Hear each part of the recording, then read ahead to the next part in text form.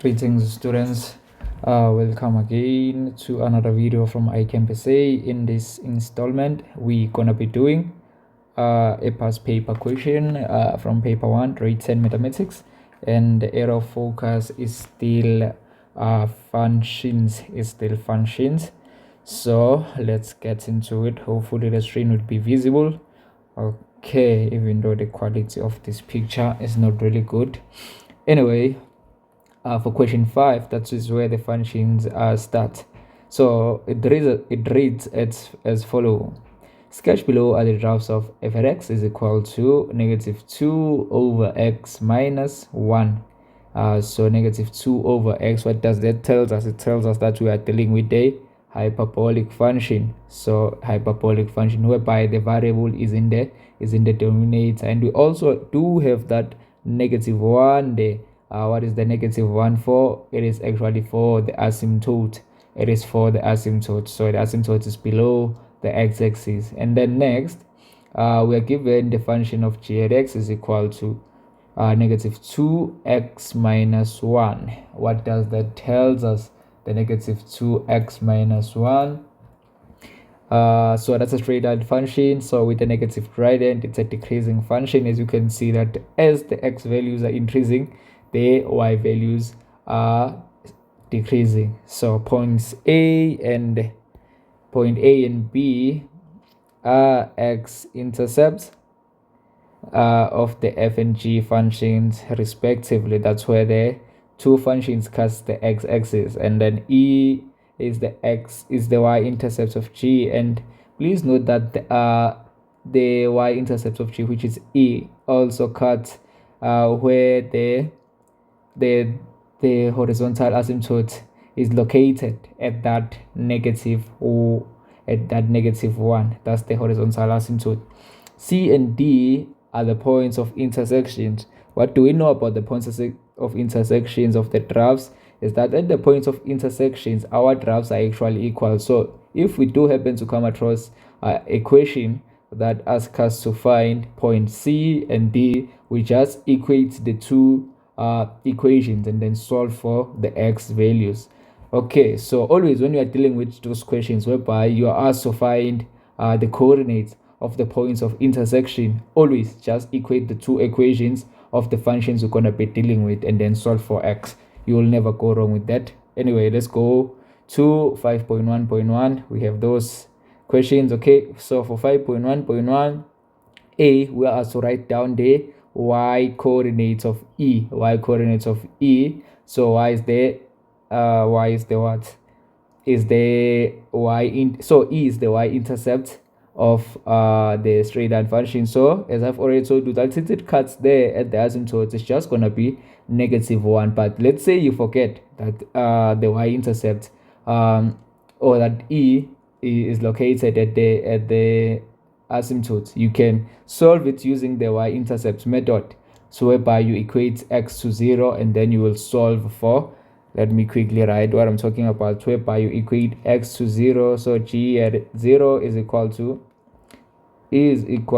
negative 2 multiplied by 0 minus 1. You will be left with negative 1. So once again, you can see that the y coordinates of E is what? Is negative 1. Let's quickly write that down. So for 5.1.1, this is number A, the y coordinates. This is number A.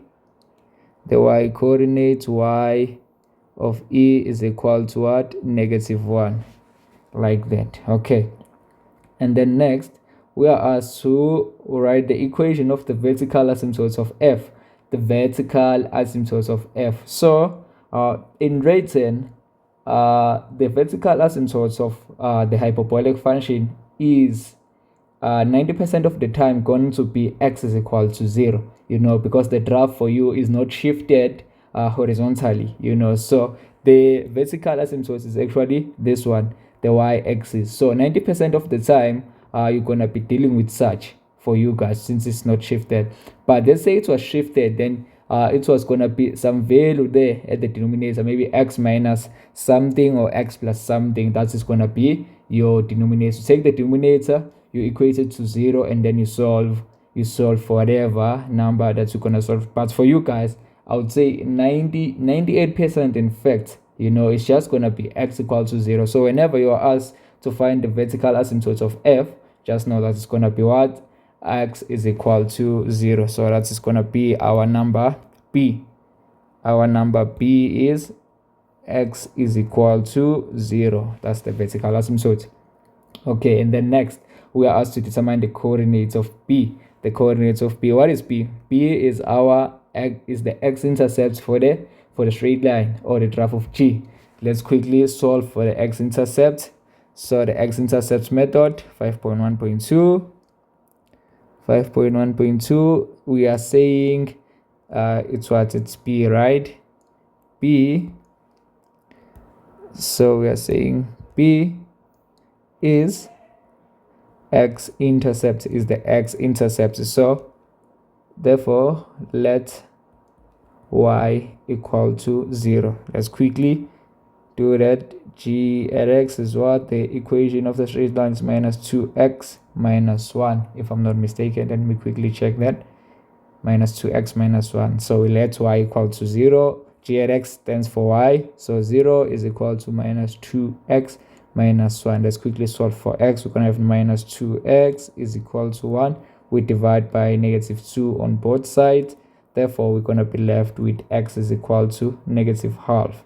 That's the x coordinate. Therefore, the coordinates of b are what? B is negative 1 over 2 and 0. And that 0, or that y is equal to 0, remember.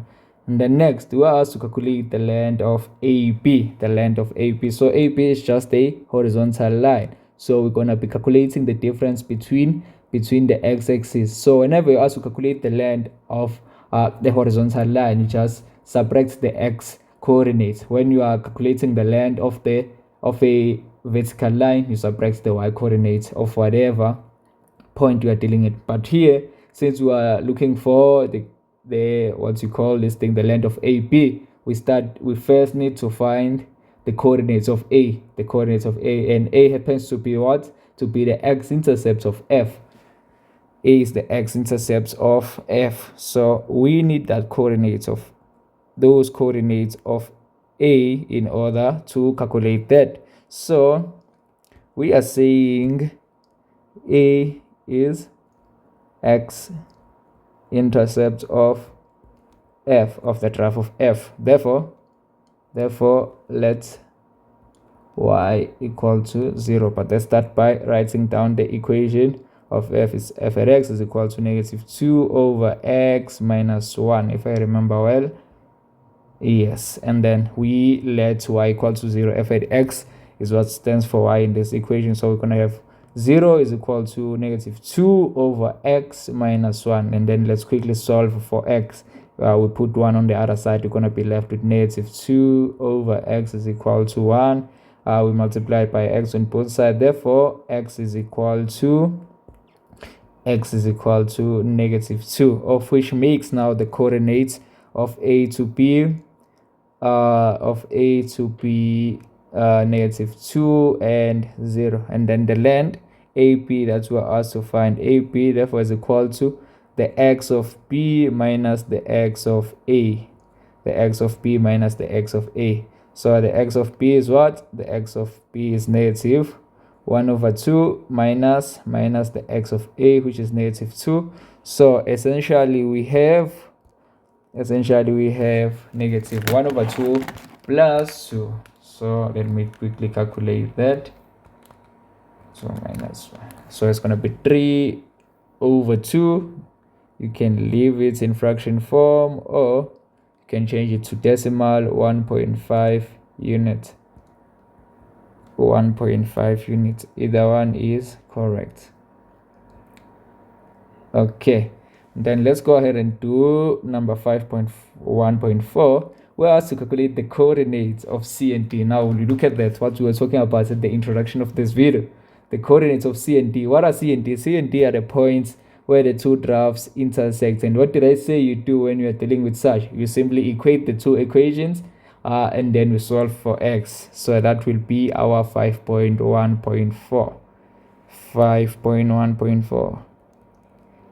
at, let me quickly write this one, at C and D, f at x is equal to g at x. These two equations are equal. Therefore, we can say, what is the equation of f at x? Is minus 2 over x minus 1. And then the equation of g at x is minus 2x minus 1. Minus 2x minus 1. Then let's start solving for x. Let's start solving for x. So when we put minus 1 on the other side, they will cancel, this will cancel, and therefore we'll be left with negative 2 over x is equal to negative 2x, of which now let's multiply by x on both sides. We're gonna have negative 2 is equal to negative 2x squared divided by negative 2 on both sides. Therefore x squared is equal to 1, but we are looking for x, so we have to introduce a square root on both sides. And remember that whenever you're introducing a square root, you're going to have two roots, a positive and a negative root. Always remember that. Therefore, we're going to have x, the answer is going to be x is equal to 1 or x is equal to negative 1. Now we have that, and then next, what do we look for? We look for the corresponding y values. We can use either of the equation. We can take the equation of f at x and simply substitute x is equal to 1 and x is equal to negative 1 in order to find the corresponding y values, or we can use the straight line equation. So let's quickly do that. We're gonna say g at 1 is equal to minus 2 multiplied by 1 minus 1. Let's quickly look at that. I was just confirming the equation for the straight line. So g at 1 is what? G at 1 is equal to minus 2 multiplied by 1 is minus 2 minus 1 is minus 3. It's minus 3. And then let's quickly do let's quickly calculate the value of g at negative 1. G at negative 1 is gonna be negative 2 multiplied by negative 1 minus 1. This is gonna be negative 2 minus multiplied by negative 1 is gonna be a positive 2 minus 1. We're gonna be left with 1. Okay, so we have x equal to 1 going with negative 3. Now let's go and check on our graph where is x positive and y negative. 1 and negative 3. X is positive this side, x is positive this side, and y is negative. So D will go with what? Will go with 1 and negative 3, and therefore C will go with what? Go with negative 1 and 1, if I remember well. Yes, so therefore the coordinates of D awards is 1 and negative 3, and then the coordinates of C is negative 1 and 1. There you have it, folks. That was 5.1.4. Okay, and then 5.1.5 determine the values of x for which the function of f is increasing. Let's go ahead and look at the function of f from negative infinity right up until before we reach the y-axis where x is equal to 0. The function is increasing, and then once again here from after 0 to positive infinity, the function is increasing, so basically all the values of x, the function is increasing except x is equal to 0. Let's quickly put that in writing. That is 5.1.5. 5.1.5. Gonna say where x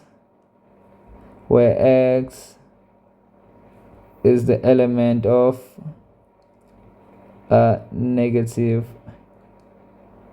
Okay, there are multiple ways you can actually write that. You can say where x is less than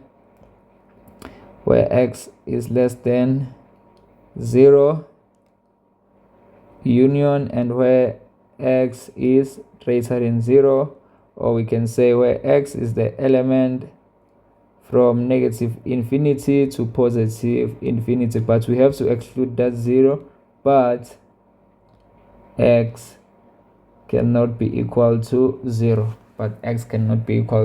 so either way, yeah, you can take either way, or another way we can say x is the element from negative infinity to 0 union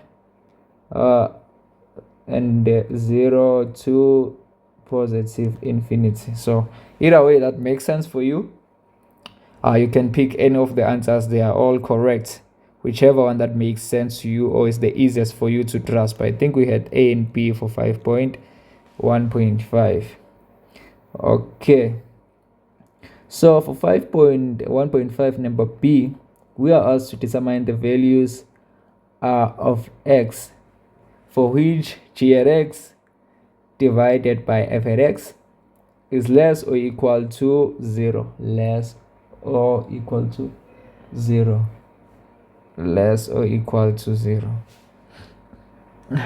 Excuse me. So first thing first, where f at x is equal to 0,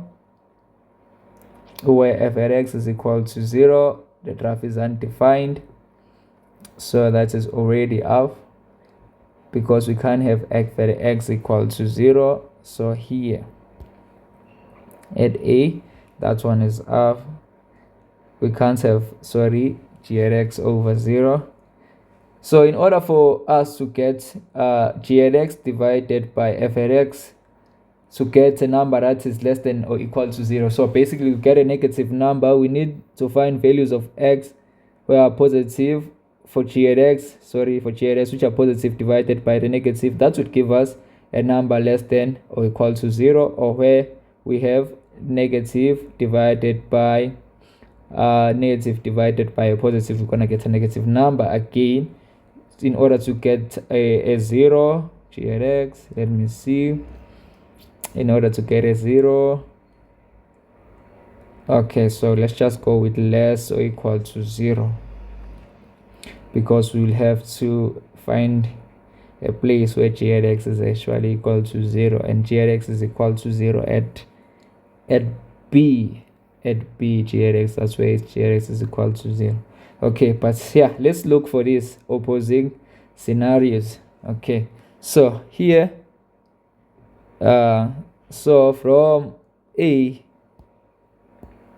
going down, to the left, f at x is negative but g at x is positive, so that will work. But once we get from A going up,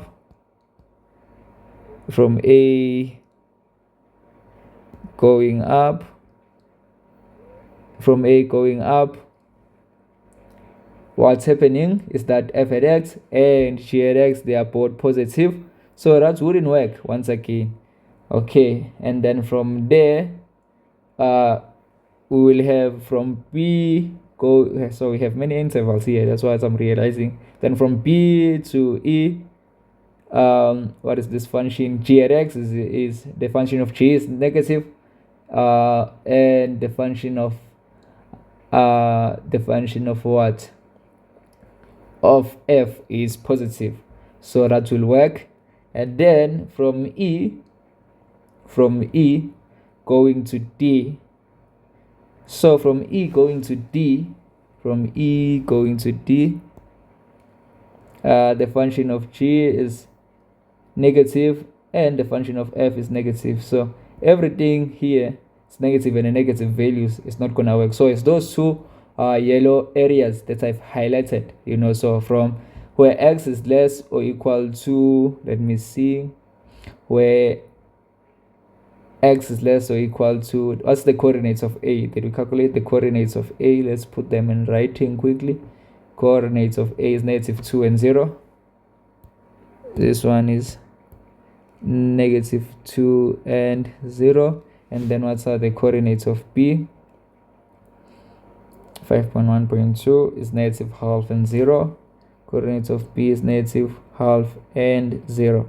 It's negative half and 0. So yeah, we need that.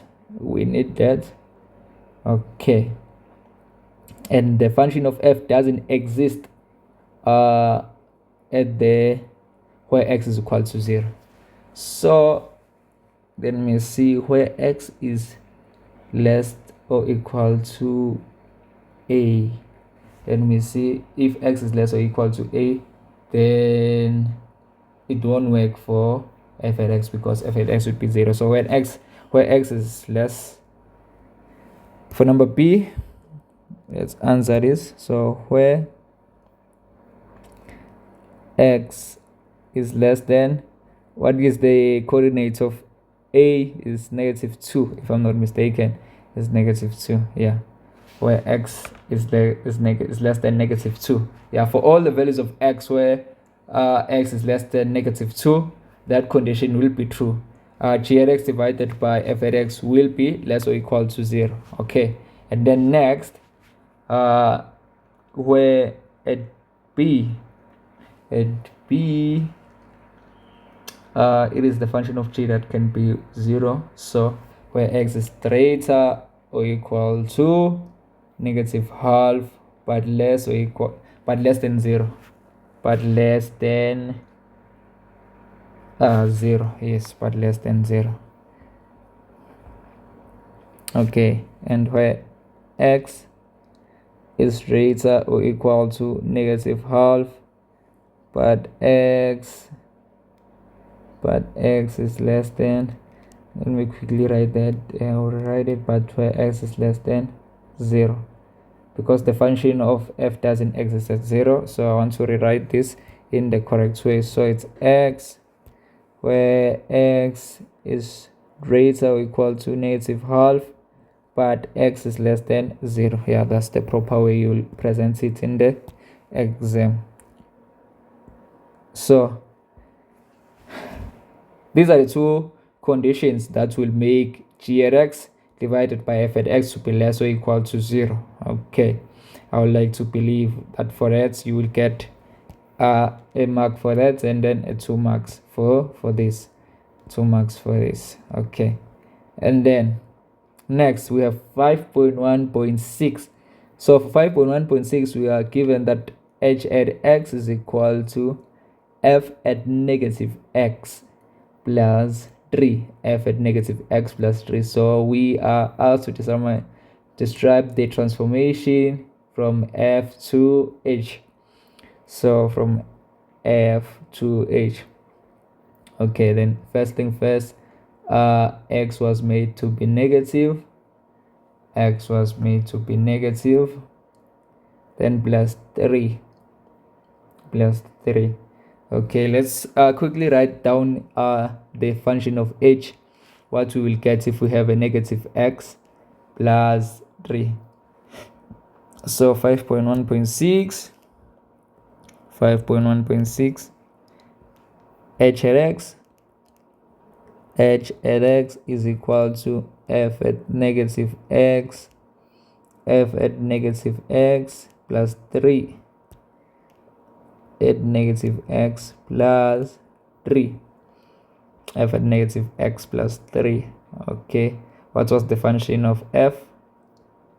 The function of f is f at x is equal to negative 2 over x minus 1. So function of f, okay, let me write it here. F at x is equal to negative 2 over x minus 1. Okay, now by introducing a negative x, we're gonna have now a positive function. Therefore h at x is gonna be what? Is gonna be negative 2 over negative x minus 1, and then we add 3 to this entire function. Okay, let's quickly calculate. So h at x is equal to negative 2 divided by negative x. We're going to have a positive 2 over x minus 1 plus 3 is going to be what? A positive 2. A positive 2. Okay, so what has happened here, in order to move from the function of f to the function of h, the function has been flipped since we now have a positive coefficient of the fraction there, or the value of a is now positive numerator. So the function, that tells us that the function has been flipped about the x-axis. Okay, the function has been flipped about the x-axis. Let me quickly double check. And then it has been shifted upwards.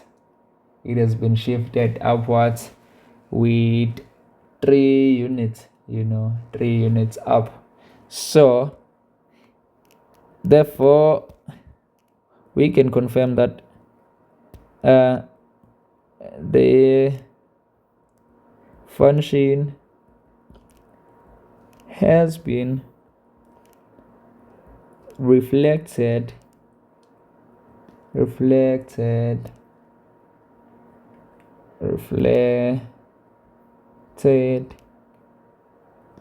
about the, let me see, we had a negative, has been reflected about the axis,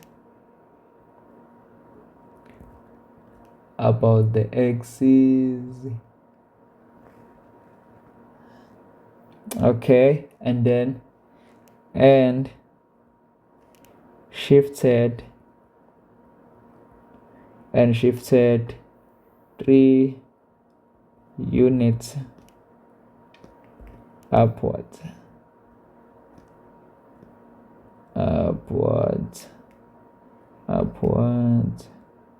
and shifted 3 units upwards. So that's the transformation that has been made to the function, and that was 5.1.6. okay, then we have 5.2. 5.2, use the following properties to sketch the graph of p. A graph of p where p at x is equal to a multiplied by b to the power of x. That tells us what? That tells us that we are dealing with a exponential function, because the variable x is in the exponent plus q, and then q is your what? Is your asymptote. What are the conditions that we have been told here? So we're not given any numbers, we just have to use the conditions that we have been told. So we are told that a is greater than 0, which means a is positive, so the function has not been reflected about the x-axis. Okay, that's the first thing first. The function has not been reflected about the x-axis, and then this is x. So yes, and then next we are told that b is between 0 and 1. So b is a fraction. We know that b, if is a fraction, the function goes like this, is of that nature. If b was greater than 1, the function would be increasing like that. So the function is decreasing. And then next we're told that q is less than 0. That's what I wanted us to get. So if q is less than 0, q is negative, and q is your asymptote. Let's quickly draw the line of the asymptote.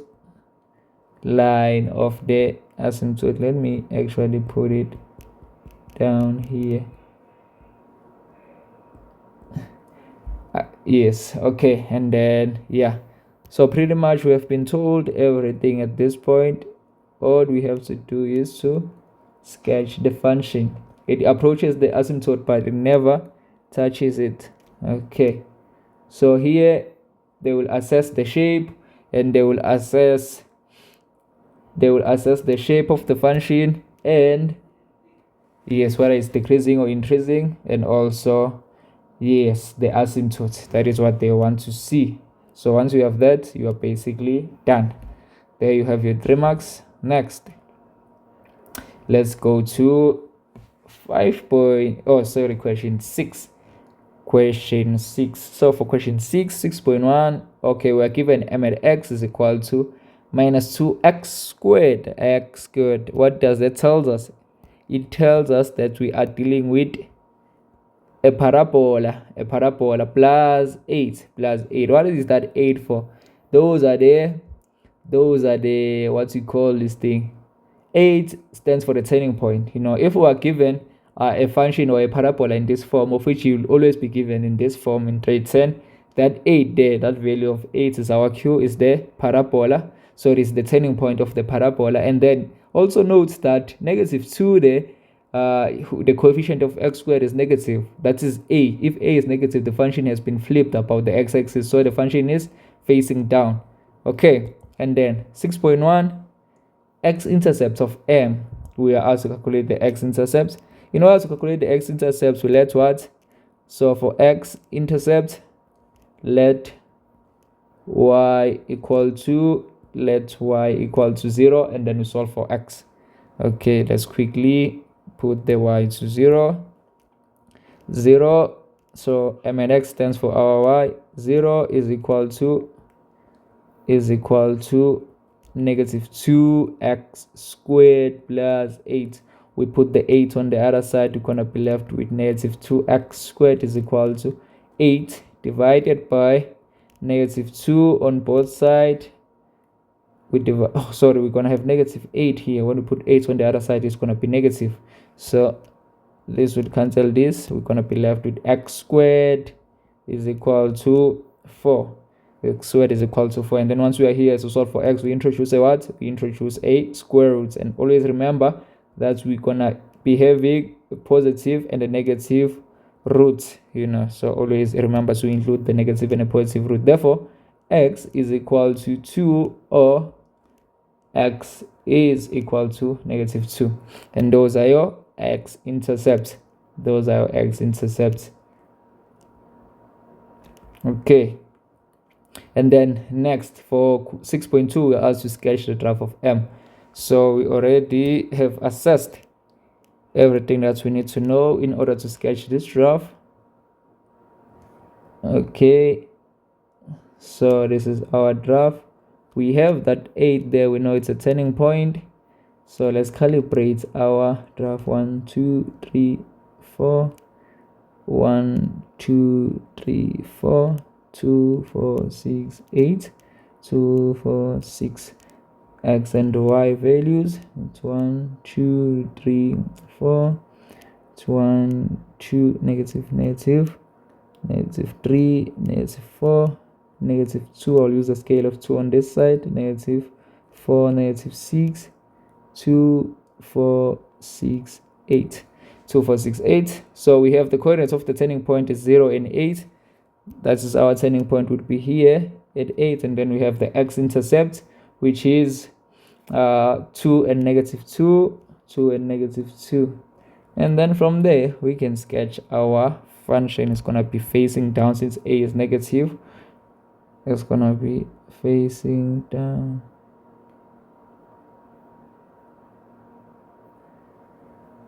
Okay, let me quickly shift them.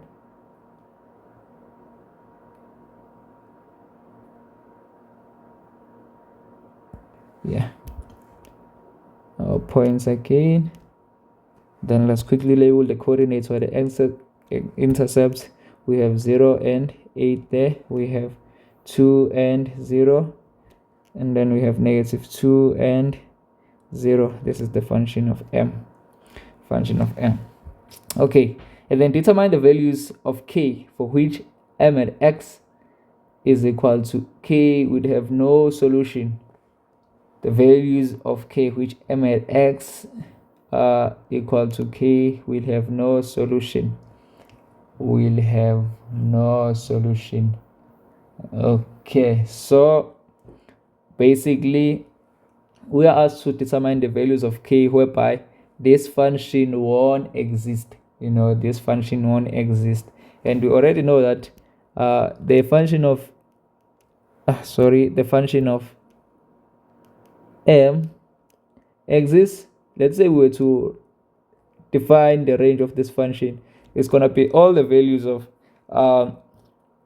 x, whereby it's going to be all the weights we're looking for, or the values of k.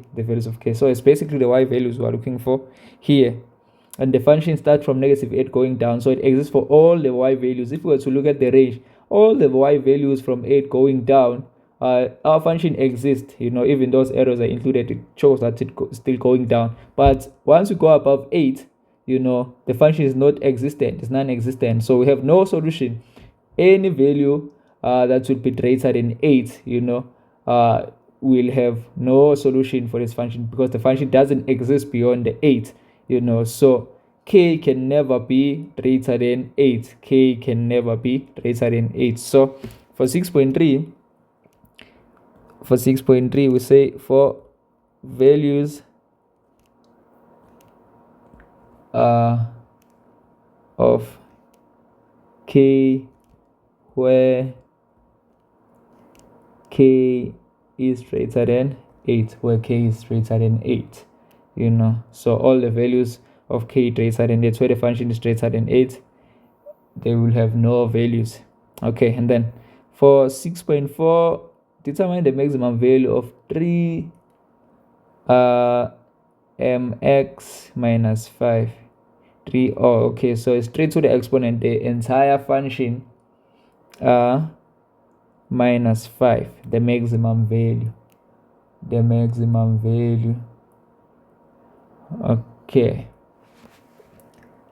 the maximum value of what we have been given there. So for 6.4, we are given that 3 to the power of m at x minus 5. What is the maximum value we can have for the maximum value we can have for the function of m? We said it's what? It's 8, so for this expression here, 3 to the power of m at x minus 5, to reach its maximum value, once we reach that number 8, that will be the maximum value of this, that is when we will get the maximum value of this expression, because we said maximum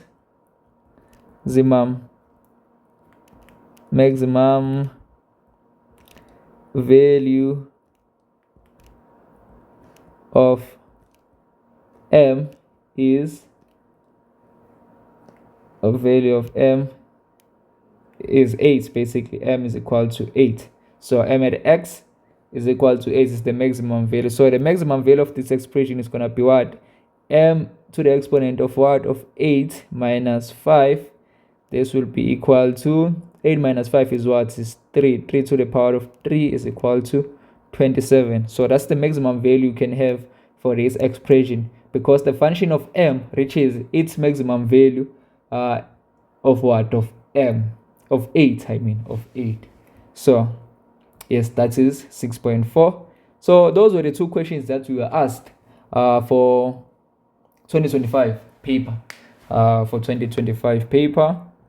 I hope you guys learned something today, and until we meet again, I wish you good luck and good studying.